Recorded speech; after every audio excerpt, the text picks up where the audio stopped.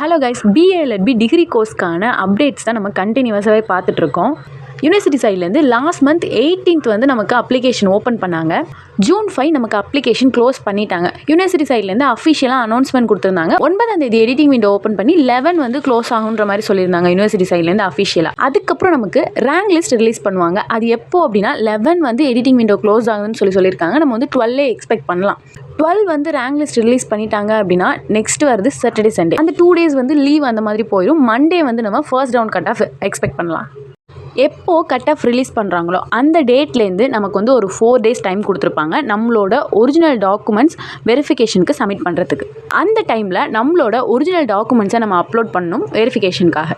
University சைட்லேருந்து நம்மளை எப்படி காண்டாக்ட் பண்ணுவாங்க அப்படின்னா மெயில் மூலியமாக தான் காண்டாக்ட் பண்ணுவாங்க.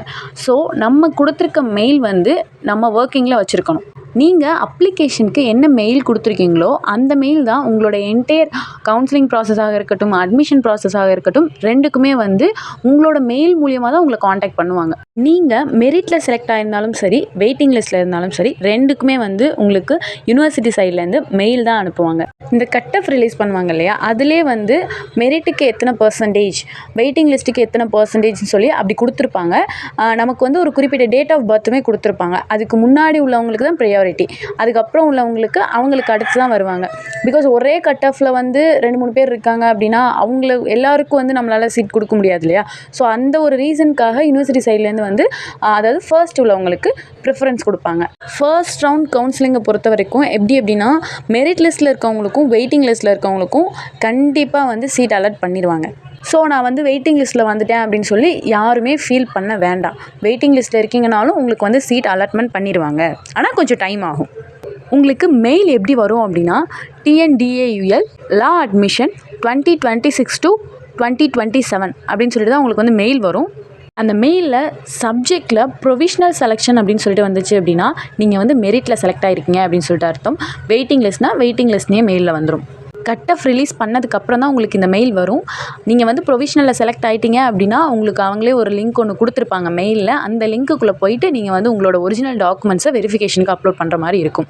நீங்கள் என்னென்ன டாக்குமெண்ட்ஸ், ஒரிஜினல் டாக்குமெண்ட்ஸ் அப்லோட் பண்ணணுன்றதையும் அந்த மெயிலில் யூனிவர்சிட்டி சைட்லேருந்து இன்ஃபார்ம் பண்ணியிருப்பாங்க.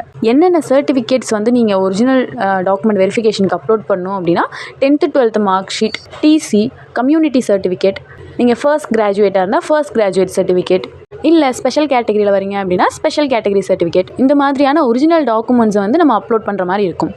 அதாவது இந்த இயர் 12th முடித்த ஸ்டூடெண்ட்ஸ்க்கு வந்து கண்டிப்பாக ஒரிஜினல் 12th மார்க் ஷீட் வந்து இருக்காது.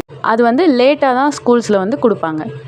அதுக்கு ஆல்டர்னேட்டாக நீங்கள் வந்து என்ன சப்மிட் பண்ணலாம் அப்படின்னா உங்கள் ஸ்கூல் ஹெட் மாஸ்டர் கிட்ட டெம்ப்ரவரி மார்க் ஷீட்டில் சீல் அண்ட் சைன் வாங்கி சப்மிட் பண்ணலாம், ஸ்கேன் பண்ணி சப்மிட் பண்ணலாம். அண்ட் கம்யூனிட்டி சர்டிஃபிகேட் நீங்கள் டிஜிட்டல் ஃபார்மேட்டில் எடுத்து வச்சுக்கோங்க. நீங்கள் அப்ளிகேஷன் போடும்போது கூட நீங்கள் வந்து பழைய கம்யூனிட்டி சர்டிஃபிகேட் அப்லோட் பண்ணியிருந்தாலும் பரவாயில்லை. இப்போ வந்து புது கம்யூனிட்டி சர்டிஃபிகேட், கம்யூனிட்டி, அந்த க்ரீன் டிக் இருக்கும் இல்லையா, அந்த கம்யூனிட்டி சர்டிஃபிகேட்ஸ் தான் நீங்கள் வந்து அப்லோட் பண்ணணும். இந்த டாக்குமெண்ட்ஸ் எல்லாமே வந்து இப்போவே நீங்கள் ஸ்கேன் பண்ணி ஒரு ஃபோல்டர் க்ரியேட் பண்ணி வச்சுக்கோங்க. பிகாஸ் நம்ம வந்து அப்லோட் பண்ணுறதுக்கு ரொம்ப ஈஸியாக இருக்கும் இப்போவே எடுத்து வச்சுக்கிட்டோம் அப்படின்னா. ஒன் இம்பார்ட்டன்ட் திங் என்ன அப்படின்னா இது எல்லாமே அவங்க கொடுத்துருக்க டேட்குள்ளே நம்ம வெரிஃபிகேஷனுக்கு சப்மிட் பண்ணணும். யூனிவர்சிட்டியை காண்டாக்ட் பண்ணணும் அப்படின்னா யூனிவர்சிட்டிலேருந்து வர மெயிலில் கடைசியாக ஒரு மெயில் கொடுத்துருப்பாங்க. அதாவது நமக்கு இந்த டீட்டெயில்ஸ்லாம் சப்மிட் பண்ணுங்கள், இந்த டேட்குள்ளே சப்மிட் பண்ணுங்கன்னு சொல்லிட்டு கடைசியாக வந்து எங்களை இந்த மெயில் ஐடியில் நீங்கள் வந்து காண்டாக்ட் பண்ணிக்கலாம்னு சொல்லிட்டு ஒரு மெயில் ஐடி கொடுத்துருப்பாங்க. யூனிவர்சிட்டியை காண்டாக்ட் பண்ணணும் அப்படின்னா அந்த மெயில் ஐடி யூஸ் பண்ணி நம்ம காண்டாக்ட் பண்ணிக்கலாம் யூனிவர்சிட்டியை. அதே போல் அவங்களும் அந்த மெயில் ஐடியிலேருந்து தான் நம்மளை காண்டாக்ட் பண்ணுவாங்க. இந்த ஆன்லைன் கவுன்சிலிங்க்கு எதுவும் ஃபீஸ் பே பண்ணணுமான்னு கேட்டால் கிடையாது. ஃபர்ஸ்ட் நீங்கள் அப்ளிகேஷன் போடும்போது ஃபீஸ் பே பண்ணியிருப்பீங்க. அதுக்கப்புறம் எப்போ ஃபீஸ் பே பண்ணுவீங்க அப்படின்னா அலாட்மெண்ட் ஆர்டர் டவுன்லோட் பண்ணுறதுக்கு, அதுக்கப்புறம் அட்மிஷன் போடுறதுக்கு. இதுக்கு இடையில் நீங்கள் எதுக்குமே ஃபீஸ் பே பண்ணணுன்ற அவசியம் கிடையாது. இந்த கவுன்சிலிங் ப்ராசஸ் எல்லாமே முடிஞ்சதுக்கப்புறம் யூனிவர்சிட்டி வந்து ஒரு 2 to 3 days டைம் எடுத்துக்குவாங்க. அதுக்கப்புறம் ஒரு டேட்டில் அலாட்மெண்ட் ஆர்டர் இஷ்யூ பண்ணுவாங்க. எதுக்காக அந்த 2 to 3 days டைம் அப்படின்னா அவங்க வந்து எல்லாத்தையுமே மேனுவலாக வெரிஃபிகேஷன் பண்ணுவாங்க. எல்லா டீட்டெயில்ஸ், எல்லா டாக்குமெண்ட்ஸும் கரெக்டாக இருக்கா அப்படின்னு சொல்லிட்டு மேனுவலாக வெரிஃபிகேஷன் பண்ணுவாங்க. மேக்ஸிமம் மெரிட் லிஸ்ட்டில் செலக்ட் ஆனவங்க எல்லாருக்குமே நீங்கள் ஃபர்ஸ்ட் ப்ரிஃபரன்ஸில் எந்தெந்த காலேஜ் கொடுத்துருக்கீங்களோ அந்த காலேஜுக்கு தான் உங்களுக்கு வந்து அலாட்மெண்ட் பண்ணுவாங்க. சப்போஸ் உங்களுக்கு வந்து ரொம்ப லாங்கில் உள்ள காலேஜ் கிடச்சிருச்சு அப்படின்னா நீங்கள் அங்கே போய்ட்டு அட்மிஷன் போட்டுட்டு அதுக்கு ரீஅலாட்மெண்ட் சொல்லிட்டு ஒரு ஆப்ஷன் கொடுத்துருக்காங்க. ஸோ ரீஅலாட்மெண்ட் கேட்டுட்டு நீங்கள் வேறு காலேஜ், அதாவது உங்களுக்கு நியர்பை காலேஜஸ்க்கு சேஞ்ச் ஆகி வரலாம். இந்த ரீஅலாட்மெண்ட் அப்படின்றது எல்லாருக்குமே கிடச்சிடாது. இதுவுமே நம்மளோட மார்க் பேஸ் பண்ணது தான். இந்த வீடியோவில் உங்களுக்கு ஒரு சின்ன கிளாரிட்டி கிடச்சிருக்குன்னு நினைக்கிறேன். ஃபர்தர் அப்டேட்ஸ் எல்லாமே நம்ம சேனலில் அப்டேட் பண்ணிட்டு தான் வருவோம்.